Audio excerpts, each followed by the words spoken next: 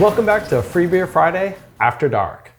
Thank you for all the comments of everyone who watched the first episode. I was surprised how many people came up to us, talked to us about it, said how much they liked it, and I think we're hitting the right crowd. This is the brewing crowd. This isn't the entering to win the contest. This is the people who want to learn. Yeah, let's start with what we're drinking. So we've got the Kyoto Crush from Bare Bottle Brewing in San Francisco. We released a video last month going over this beer, how it was made, the kind of cool concept behind it. You know, the homage to Jamil's Can You Brew It? We brewed it, Chris brewed it, I brewed it together. Yeah. It was a lot of fun. Just spending the day with Bare Bottle at their brewery, just comparing notes on our brew house, that's 10 gallons, and their brew house, which is 10 barrels, yeah. 10 barrels, almost the same. And then the fermenter, that was the best part. You know, the X3 versus their huge conicals, and I think we had more ports on the final count. But just a fun overall day. And then to hear the results you guys got at the pouring was incredible. Yeah, it was really fun. If you haven't checked out that video, go check it out. A great one. This beer is incredible. Yeah. Clean, crisp. What's special about this beer, we also used Koji in here, white Koji. So that was kind of a new ingredient. That was new for me, that's for sure. Yeah, and that kind of leads to, you know, what we did last week, Chris. We were at CBC. We had the Koji vendor with us, amongst others. We were kind of like the UN of the CBC. That was a fun booth. That was our biggest booth ever. CBC was great. Joe did an awesome job documenting. If you haven't seen those videos on YouTube and social medias, they're out there. But such a fun week.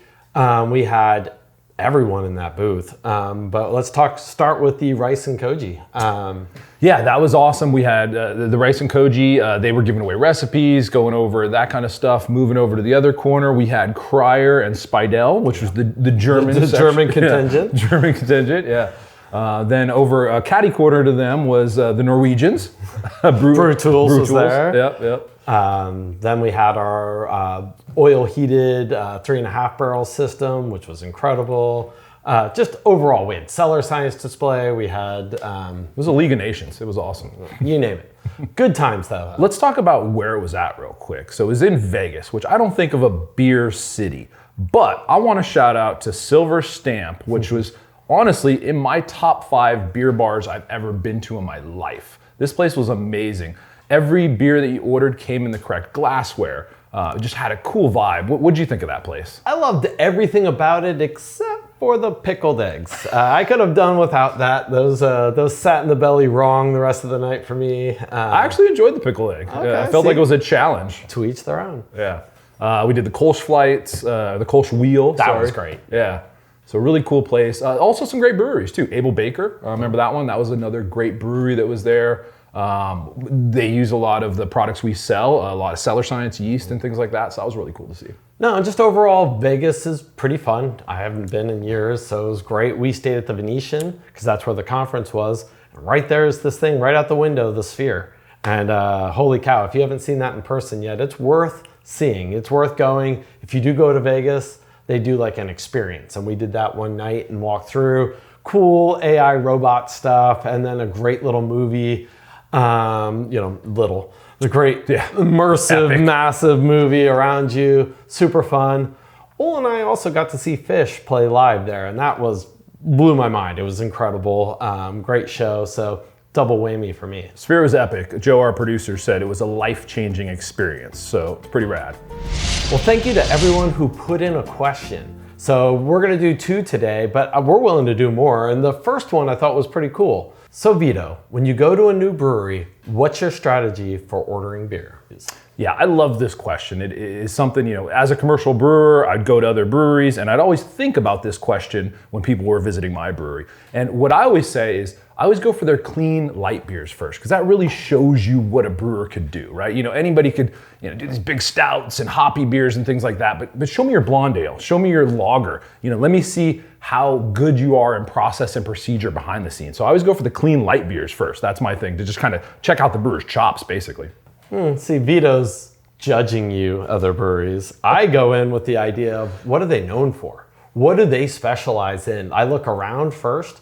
If there's GABF winning medals or, you know, this, that, you do have to be careful. If it's the county fair, it might not be the greatest beer. But if they won at a World Beer Cup, a GABF, I'm going to try that beer first if they have it. That's always amazing.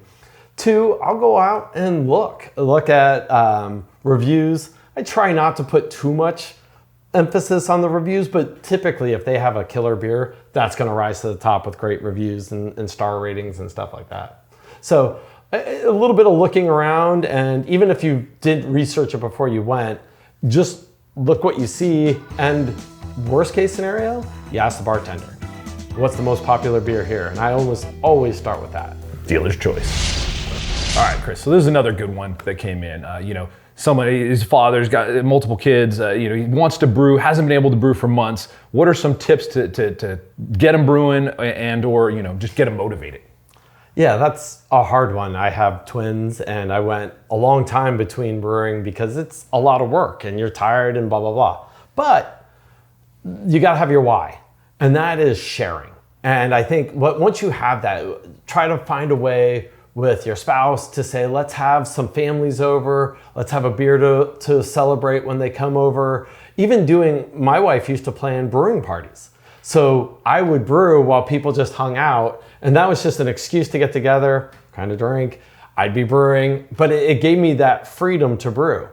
But I will say this, prioritize yourself. What's more important, a 9-hour epic session with decoction mashing, or just getting the bare minimum done to make good beer? So, for a bit, I was doing that where I was trying to brew in 3 hours. All grain brewing, 3 hours from heating to cleaning. And I tried to do it in 2, made a lot of shortcuts, didn't really like the beer in 2, but 3 is very doable. Even for all grain, you're gonna have to make a few small compromises, but if you have one of these all-in-one units, especially if you have 220, because that heating time is just a major part of it. Set up the night before, you always have those little moments. I also always had a spreadsheet, and just for the day, printed on the wall, I could just slash. And then that allowed me to do things in my downtime that if I waited to that time, that added to the brew day. So cleaning your fermenter, sanitizing your fermenter, cleaning your chilling system, clean as you go. Don't wait to clean your mash tun at the end of the day. Do it when you're waiting for the boil to happen. Just little tiny tricks like that will get you there faster. Yeah, I'll add to that. I think the equipment side, was the main thing for a lot of people. Being a member of a homebrew club, a lot of people had these nice 3-vessel systems and loved brewing on them, but it's a little daunting. Where a lot of people now have kind of migrated to these all-in-one systems that allow you to preheat the water when you're not even there and have it going. So check out the equipment side of things. That makes it a little easier, more efficient to get your brew day going. Well, like pre-kids, I had a 3-vessel, 20-gallon flat system that took up at least a third of our garage. To now, I have a little 5-gallon Brewzilla that can fit in a closet if I need to, and is light and easy to move around, and it's electric. It's quiet. Kids can be out there as long as they know not to touch the outside of it, and we're all good. All right, and lastly, I've been experimenting with a new way to brew, and I know you've had a recent bottle I just did, and it's pretty rad. It takes very little time. You are still in control, and we can't wait to release them. Look for them maybe later this summer. All right, time for new products, show and tell time. So I've selected my favorite product, which has came up a couple times in this last month. So it's these new terpene extracts from company aptly named Abstrax. So what I love about these, everybody loves hop extracts, but these are just like the pure terpene. So it's not, there's no vegetal matter. You're not gonna have any loss. And the aromas that are coming out of these are crazy. So this one that I'm holding here is the hop-derived terpenes, but they also have the cannabis-derived terpenes as well. So you could douse your beer, in the glass or in the fermenter or in the keg, and add just these crazy big aromas that actually even kind of change the perception of the flavor as well. Been playing with these with a friend of mine in a commercial brewery, making some 420 inspired concoctions, and I really love these and what they could bring and just make that beer punchy. They are a really killer add-on. So let's say you made a beer, it's already in the keg, you're trying it and you're like, God, I wish I got a little more of that hop character, just the floral side of it, and just a little bit of this goes a long way. I played with these at first with a toothpick and did different flavors and different beers, and holy cow, it's like a whole new beer. It's almost like you can do it right at the glass level, but I would do it in the keg personally. Yeah, these things are awesome. Check them out, Abstrax. All right, this month I have chosen the same exact thing as I did last month, and that is these Oxebar kegs. Now this one is a full size, a batch size, a standard 5 gallon, a little bit over 5 gallons. I really think these can be popular and they have a great use. Let's talk downsides. Stainless kegs are forever. Plastic kegs are not.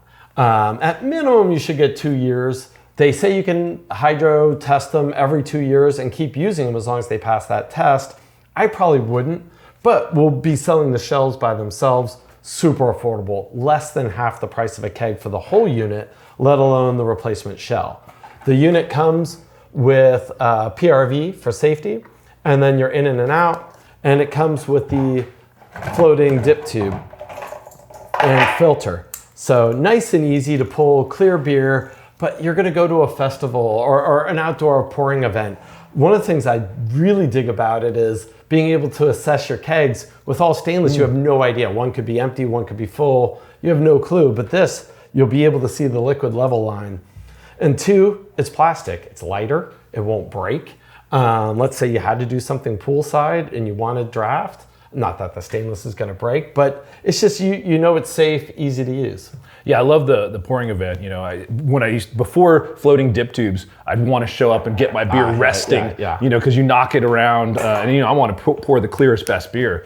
So with that floating dip tube, you got that, and then you know it's nice and lightweight. I'm not worried about smashing into things like that. Just great. So I love that side of things on it. We see something similar to this in the commercial. They're called one-way kegs. So if you're shipping beer out of state, it's a great thing like that. So you know if you're a homebrew club and you're going far away, this is a way to and the price, right? That's the main thing on this. It's super cheap, so it's great. You want to get into homebrew or to kegging, and you haven't made that jump yet. You just want to do it as low cost as possible. This is a great way to do it. You could do it with one of these. I would use like a SodaStream CO2 tank and we sell the regulators that'll go with those, and just a hand picnic faucet. You're into kegging for probably under $100. Then you can add on to that as you go. Oh, and the plastic itself is not just plain PET, it's coated. You're gonna be able to store in here for multiple months without having huge oxygen.